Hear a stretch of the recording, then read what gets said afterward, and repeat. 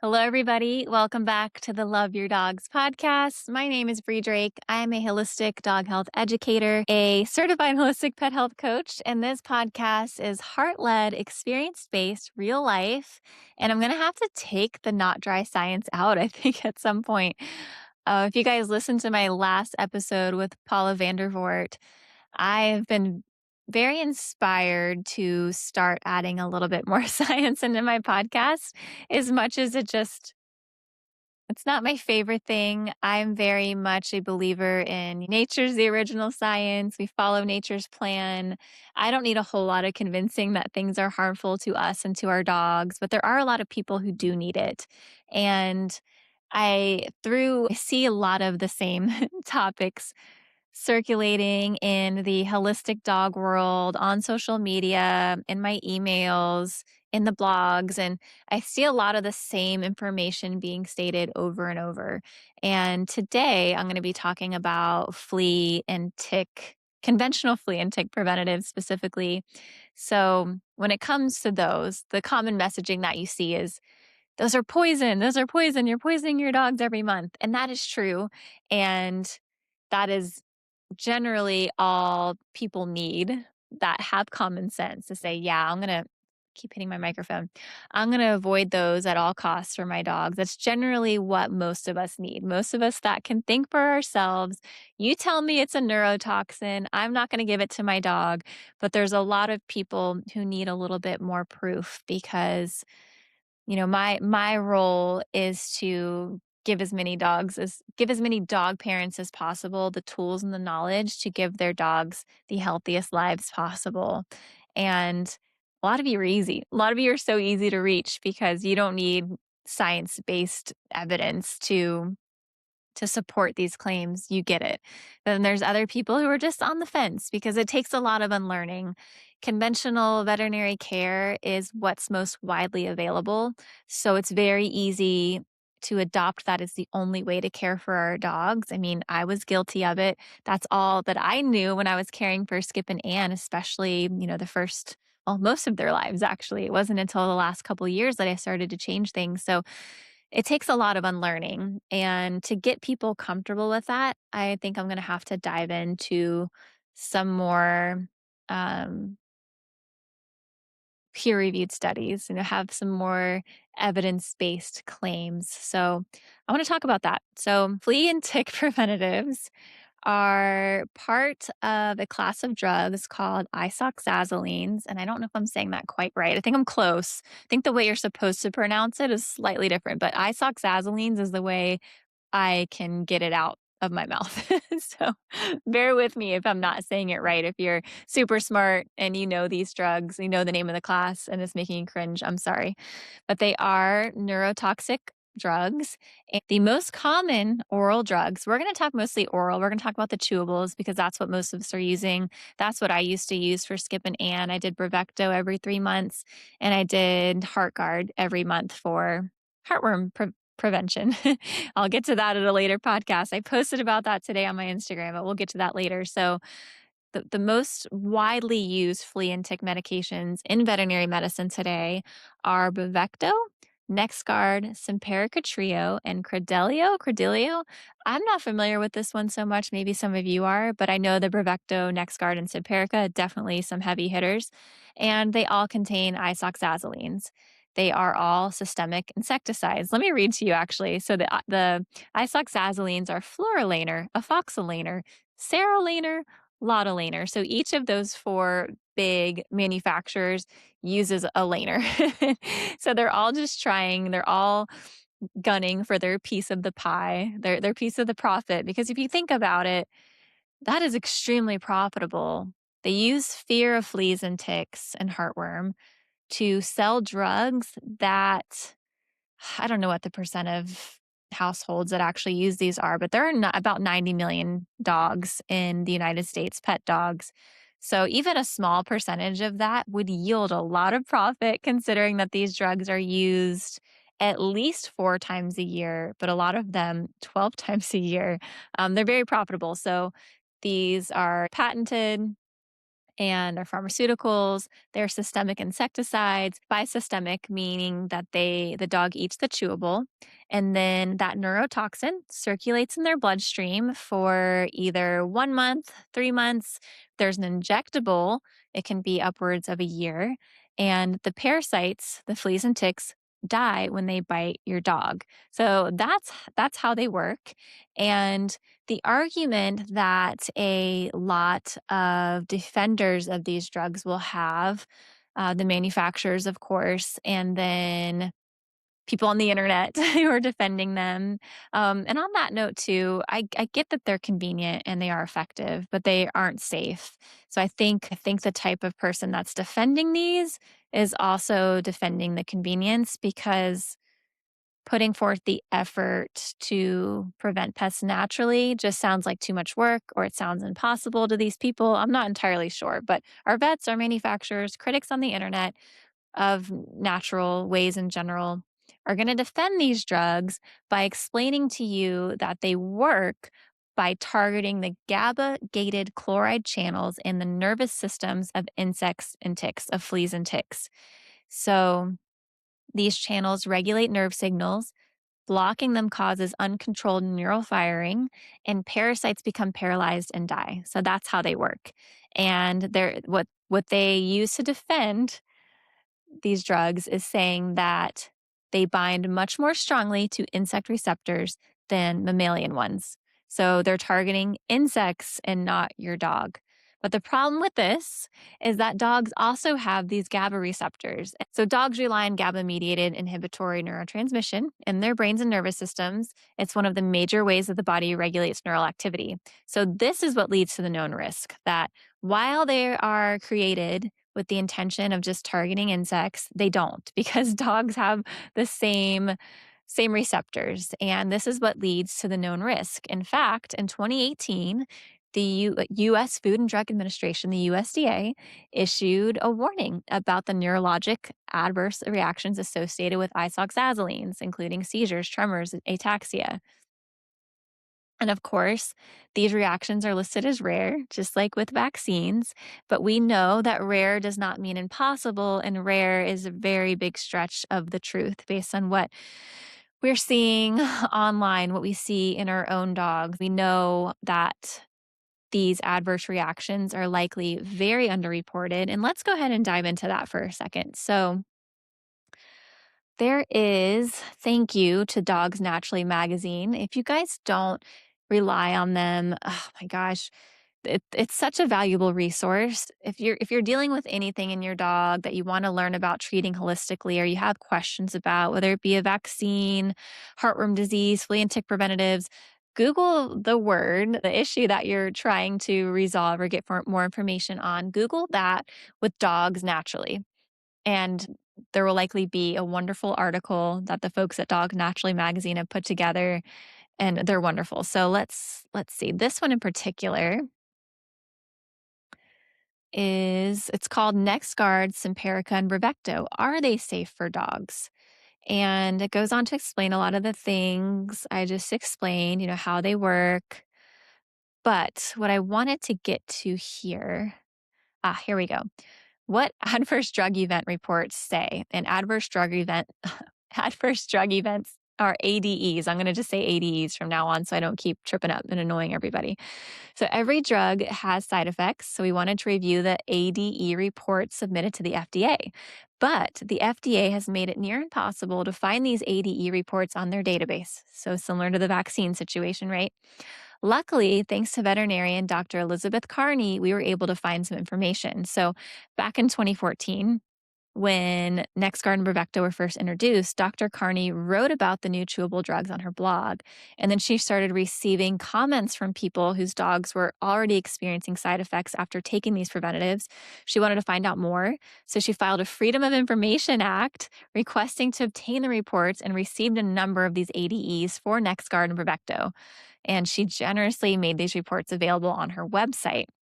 These specific ADE reports for NexGard and Bravecto for the period January through March 2016, the results are very similar for both drugs because they're essentially the same thing. Dr. Carney didn't get any reports for Simparica as it was too new at the time. But I'll tell you, from my experience, from Bre's experience working one-on-one with people, with dog parents, is Simparica is, I think in every one of my consults that have involved a seizure situation, the dog has been on Simparica Trio. So just adding that side note. Vomiting, lethargy, and diarrhea are the most common side effects reported. Seizures are quite high on both lists, with 22 for both NexGard and Bravecto for the first quarter of 2016.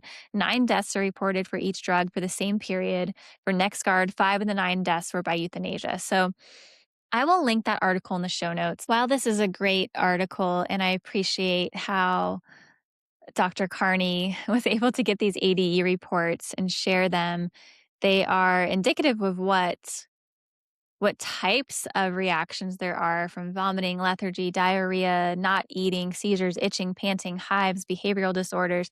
It paints a good picture of the wide array of side effects that have arisen and did somehow make it onto the reporting. But we know these numbers are very low compared to what's actually happening. They're not painting an accurate picture. And this is for multiple reasons.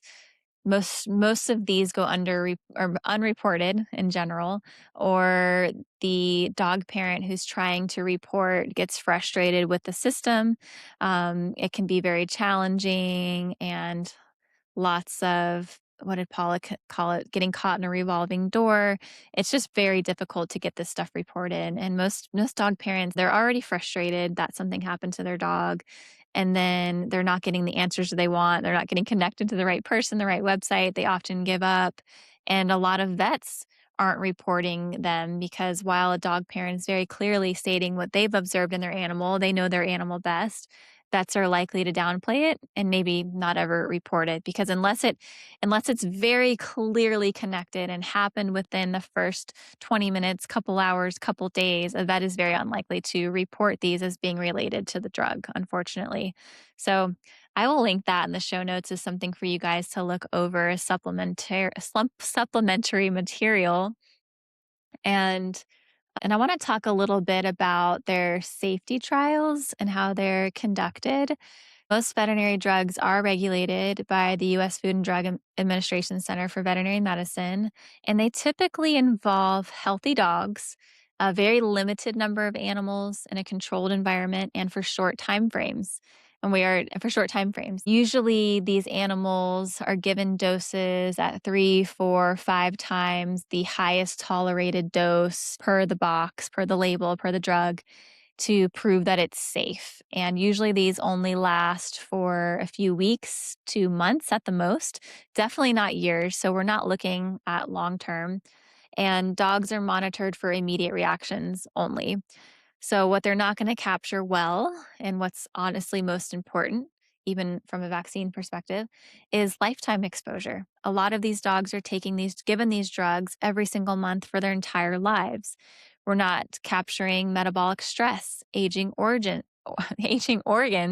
dietary differences. And something else that's not captured or really taken into consideration is our modern dogs are handling multiple inputs simultaneously. They're getting the flea and tick meds. They're getting the heartworm preventatives. They are mostly over vaccinated, overweight, under exercise, taking antibiotics, anti-itch drugs like Apoquel, ultra processed kibble diets. And then we add in some lifestyle stressors like sedentary living. They're not moving enough, lack of sunlight, microbiome disruption. Their guts are a wreck, environmental chemicals. Each one of these things on its own might be manageable, but dogs today are metabolizing all of them simultaneously. So there's the argument from the manufacturers of these drugs, the testers of these drugs, the veterinarians. There's this argument that these drugs are designed to target the nervous systems of the pest only, and that these drugs are metabolized and excreted through the feces. And that's another issue. It ends up in the environment that way. But most of our dogs are not metabolically healthy. Most of our dogs living inside all the time, getting 2 walks around the block twice a day, and fed kibble their whole lives, vaccinated on a schedule of every year, every 3 years, on antibiotics every few months, on Apoquel. These dogs aren't aren't able to tolerate this. So while in isolation, and that's what these studies are testing, they're testing these drugs in isolation of all of these other things and just over a few weeks. And any dog, any human, any living being can tolerate that for a few weeks time or a couple months time. But when we talk about years, that's where it becomes a problem, right? And that's where I saw in my own dog, Anne, she started developing tremors. If I had to guess, it was somewhere between 7 and 10 years old that she started developing these head tremors. And I didn't attribute them to these drugs at the time, but now knowing everything I know, it makes a whole lot of sense that she'd been on them her whole entire life and her organs were old and tired, aging organs. And her body was just like, I can't take anymore. So she had the tremors. And then ultimately, I think starting around 11, she started having full blown seizures. And that was really scary. We fortunately didn't have to take her to the vet for any of them. Where they started getting more frequent was when she was already battling oral cancer. So we were like, well, the seizure's lasting like 1 minute and she's over it. That's the least of our worries. We're not going to keep this poor dog to the vet. So it's important to understand that younger dogs may tolerate the load better. Organs do fatigue over time and detox capacity does decline. And that can decline with age alone. And that declines with overburden. And if we are already loading our dogs with all of these other things, those flea and tick meds are likely what's tipping the scale in those dogs who do experience short-term quick reactions or dogs that experience reactions in general. They have too much.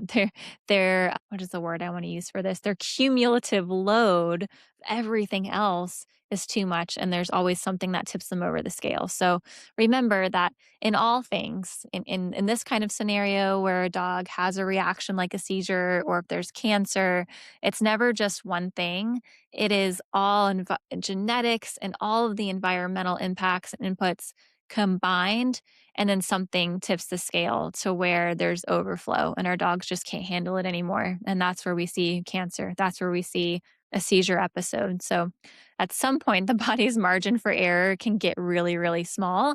And in the case of flea and tick medications, that's where these neurological reactions can appear.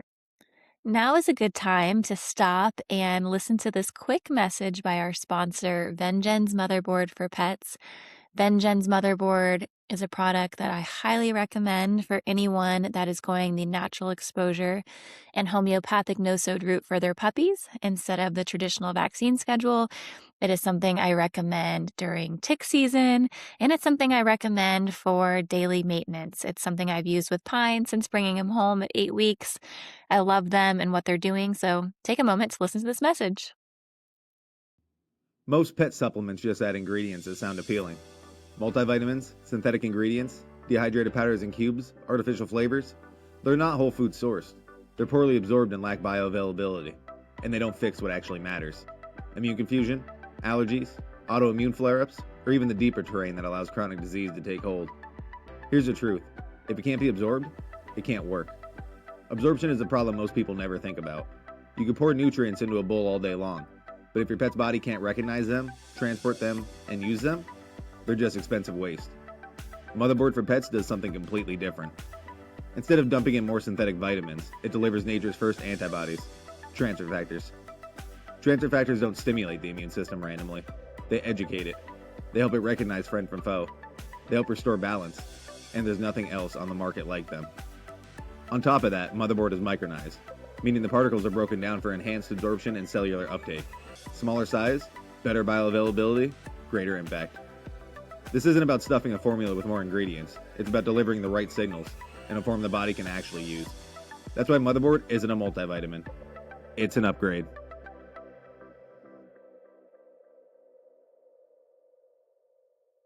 So I found another study, and I'll link it in the show notes. I'm not even going to try to read the name. It's very dry science, but the study was basically taking a look at how these drugs can potentially cross the blood-brain barrier. These drugs are designed specifically so that very little crosses the blood-brain barrier in healthy dogs. And healthy dogs, a very important distinction, right?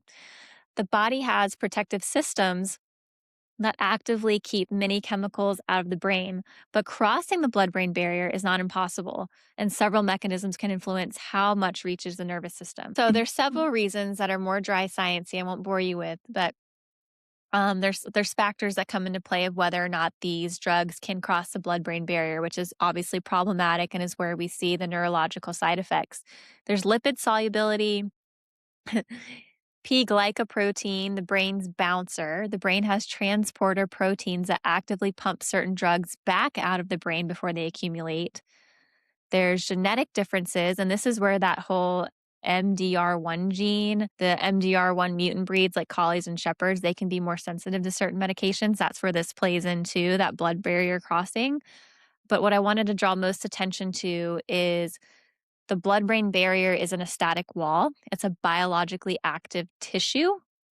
So, conditions that can increase permeability, that can cause these to and this plays back into what I was talking about with the cumulative load, conditions that can increase the permeability and make those drugs more easily able to cross the blood-brain barrier are systemic inflammation. That can come from vaccines, from a kibble diet, from, allergies, anything inflammatory, infection, neurological disease, trauma, metabolic illness. When inflammation occurs, the tight junctions in the blood brain barrier can loosen, allowing compounds that normally stay out to cross more easily. Drug interactions can also cause this. So, depending on what else your dog is on, it could interact with these flea and tick preventatives. And then dose and exposure over time. The longer a drug circulates in the bloodstream, the longer there is potential exposure to the blood brain barrier. So, I know that there are some new products that veterinarians are touting as so convenient for dog parents, so wonderful for dog parents because you just give the shot once a year and your dog is protected all year round. Whether it's a month, 3 months, a year, the longer that drug is in the bloodstream, the longer there is potential for it to get into the blood brain barrier. And these isoxazolines are designed to remain in circulation for weeks to months, even years, which increases that duration in which the blood brain barrier is exposed to a compound. So, for most dogs, only a very small amount reaches the brain. But neurological symptoms occur when more drug crosses a blood brain barrier than expected, or a dog is unusually sensitive to the compound. And that's why neurological adverse events like tremors, ataxia, and seizures have been reported with the drug class. So that's a very important thing to understand. They test these for safety. Their safety tests that are only a few weeks to a month, a couple months. And how they work is they stay in a dog's bloodstream for weeks, months, up to a year now. And those studies aren't testing for that level of safety, long-term safety. And it's, as I just explained, the longer it's in the bloodstream, the more potential it has to cross into the blood-brain barrier. And that can be triggered by something in the future, some kind of inflammation, infection, trauma, metabolic illness while the dog is on that drug that could help those that medication cross the blood-brain barrier and end up in a neurological episode. So, wanted to tie that in. I know that was a lot. I will link that study. These are just some notes that I took from it, but basically, to sum all that up, these flea and tick drugs are designed to stay mostly outside the brain. And the body does have protective systems like the blood-brain barrier and drug transporters that pump the compounds back out. But those systems aren't identical for every dog. Genetics, inflammation, illness, and other medications can all influence how drugs move through the body. If more of the compound reaches the brain than expected, the same neurological mechanism that kills parasites can affect the dog. And that's how it becomes dangerous. And that's something I really wanted to dig into and understand because I'm like, when does this happen? How does this happen? And it's certainly possible. Although these drug manufacturers and veterinarians tell you that they're rare, it is certainly possible. And going back to the vaccine conversation for comparison, it's always risky to give these drugs. It's always risky to give a vaccine. And we don't know if our dogs, we have no way of really testing that they're capable of tolerating it. You're rolling the dice when you give these drugs, especially the longer you give them. You're really rolling the dice. And if your dog is going through something a known health issue, your dog isn't in a healthy state, that's even more reason to pause and say, maybe now is not a time to continue the use of these drugs. Let me give my dog a break. And guys, having spent a lot more time recently digging into these studies, it breaks my heart that the dogs, beagles, are poked and prodded and, living less than ideal lifestyles in a controlled environment. And then they're euthanized so that they can be studied further, all so that we can prove the efficacy and safety of these pharmaceutical drugs. I mean, we don't have to do that for herbs and homeopathy and fresh species appropriate feeding. If we could get back to that, building resiliency naturally and safely, there's just a ripple effect of things that would be better and bad things that would go away. And animal testing is one of those things that is heartbreaking to me that that there's companies that need to isolate nature so that they can patent it. And then in order to make it licensable, they have to perform testing on live animals and then kill live animals. That's another main reason why we should not support these drug manufacturers. One of the most common responses I hear when I question flea and tick medications is, well, I don't want my dog to have fleas and I don't want them getting tapeworms. And of course, nobody wants that. I certainly don't want that for my dog either. But the way this conversation is framed is incredibly misleading because it's presented as if there's only two options. Either you give the pharmaceutical preventative or your dog ends up covered in fleas and tapeworms. And that isn't the reality. There's actually a very reasonable middle ground that rarely gets discussed, and that's raising a resilient dog and managing pests intentionally. So, Pine and I, for example, we walked 3 miles yesterday morning through the woods, tall grasses. When we came home, I pulled off one tick and about 5 fleas. I didn't spray anything on him, didn't give him anything. This is in the middle of an area that has had real flea pressure. I mean, my yard especially. The difference is I flea comb him after every time we come inside. I manage my yard. I remove the things that make it an ideal habitat, and I'm paying attention. Parasites do exist in nature, but it doesn't mean a dog has to become infested. And when we talk about these things online, for anyone who's new to this podcast, when we talk about this stuff, we're never saying don't use flea and tick preventatives and don't protect your dog from fleas and ticks. So we're saying there's a better way to protecting them. We are not in support of just doing nothing and letting your dog crawl with fleas and ticks. That is not what we're trying to do. There is a better middle ground and anyone can do it. It does take a little time and effort though. And I'm working on that guide that I put together based on the flea masterclass I've been put through this past year, because as soon as I got out of my own way and stopped being lazy and just did what I should have done from the beginning, things drastically changed, and I could have drastically changed things a long time ago. Responsible dog ownership doesn't have to mean giving a systemic pesticide every month for your dog's entire life. It can mean checking your dog daily, managing your environment, supporting their health internally, intervening only when necessary. It could absolutely still mean that you live in such a high pressure environment and you're just so busy and you can't take the time to do all these other things. It can mean just giving seasonally, just giving when needed. On the note of only giving these drugs seasonally, because I know, for example, Bravecto, they say to give once every 3 months. And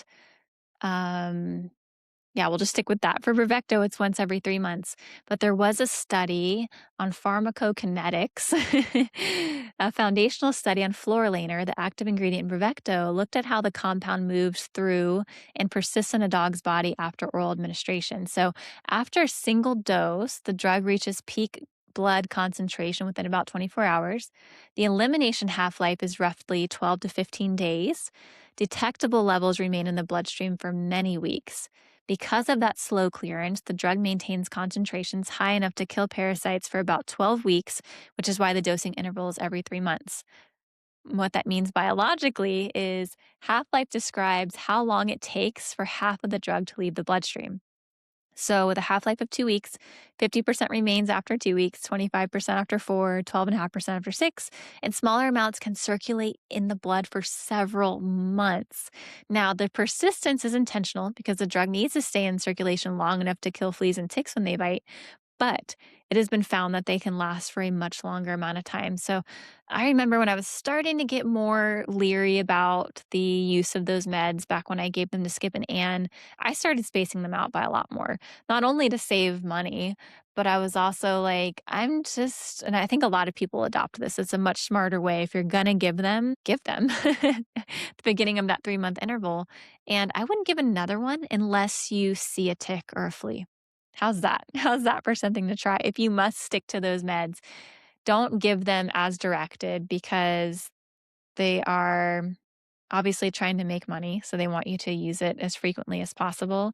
But they also use the long lasting convenience of only once every 3 months as a selling point as well. So you're getting hit from both sides. But give it once and only give it again if you notice fleas or ticks on your dog. And if you don't, I wouldn't do it again. And then there's also if you are going to give the flea and tick conventional flea and tick preventatives, you see no way around it. Give a lot of support around them. The Herbal Dog book has some great tips for support. You can give milk thistle for about a week or so after to help your dog's liver, give your dog's liver some support. You can give a product like Adored Beast Liver Tonic. I'll link that in the show notes. But things like that can be more supportive in helping our dogs process it. It's not a guaranteed get out of jail free card. It's not a reason to say, oh, well, I can just give these. I can get the best of both worlds.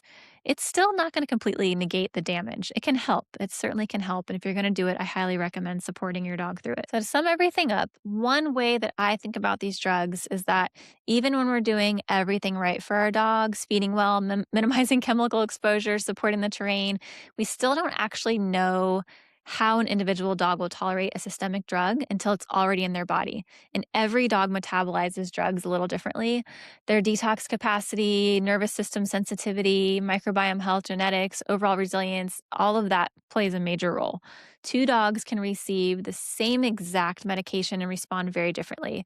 And with many flea and tick preventatives today, we're not talking about something that passes through the body in a day or two. These drugs are designed to circulate in the bloodstream for weeks or months at a time, killing parasites when they bite. And that's where the risk calculation starts to change. If a dog has a negative reaction to a topical product or short acting medication, you can stop using it and the exposure ends relatively quickly. But when a drug is designed to remain active in the bloodstream for 1 to 3 months or now even longer with some of the new formulations, the injections that last a year, you can't take it back out of the body once it's in there. So if a dog turns out to be sensitive, the body has to ride out that entire exposure window while the drug slowly clears. And that's one reason the newer long duration products, including some of the injectables designed to last many months, even close to a year, raise legitimate questions. The longer a drug is engineered to remain in the active in the body, the longer the system is exposed to it, and the less ability we have to intervene if the animal doesn't tolerate it well. So that doesn't mean every dog is going to react badly.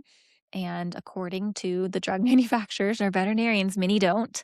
I believe that many do. I believe that it's not neutral like so many things, and I would avoid it if I could, if it was at all possible. From a biological perspective, longer duration means longer systemic exposure.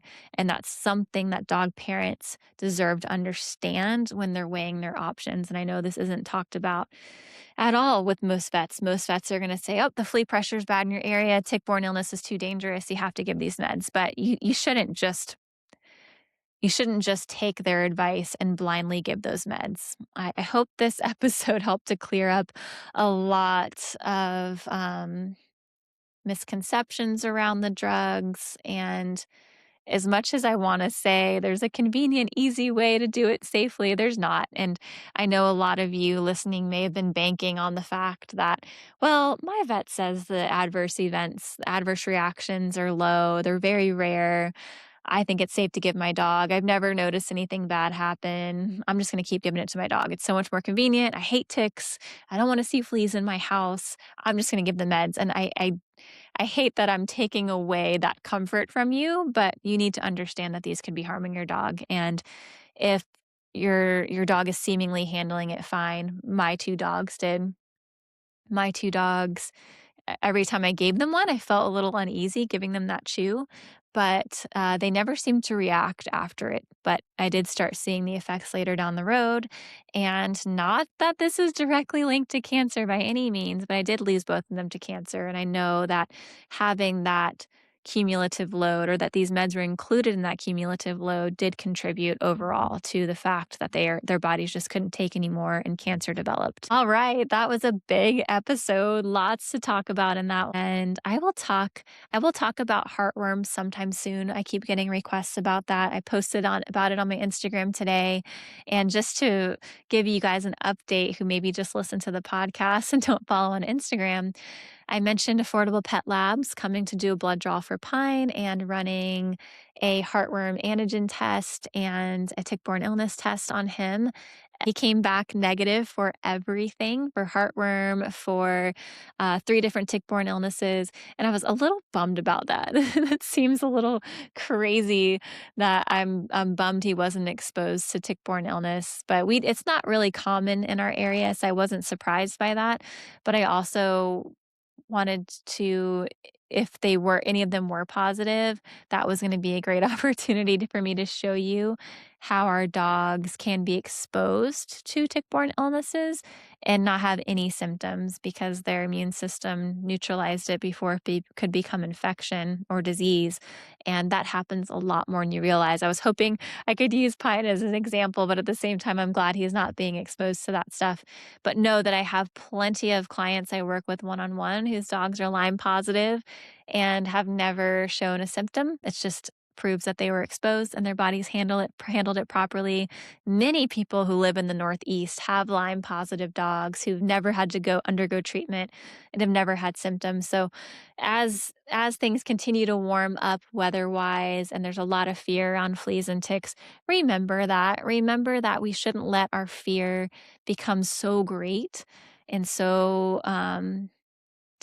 we shouldn't let our fear take control of us so much that we do things that are knowingly harmful to our dogs, like giving a flea and tick preventative like the ones I talked about here, or giving a harsh round of doxycycline just because a dog's tick test comes back positive for Lyme. We gotta be careful with that stuff. Don't let fear win.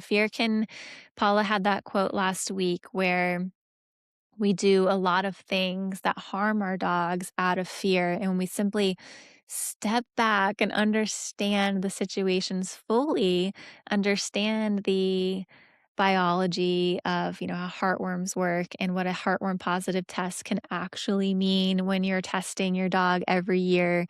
We understand these things, we become a lot less fearful, and our decisions are made from a much more informed place that usually respect our dog's individuality and their individual situations instead of applying a blanket one size fits all approach that could ultimately be harmful for our dogs.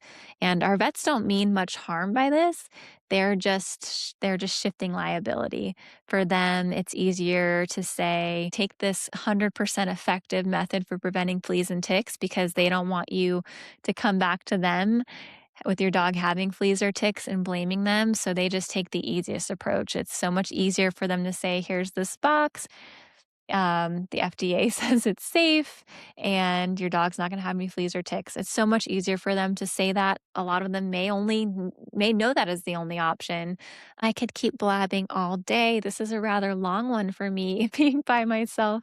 It will be a lot more entertaining likely next week when I do have another guest. Thank you guys for listening. I appreciate you so much, and I will continue working hard to give you the tools to better your dog's lives. Love your dogs.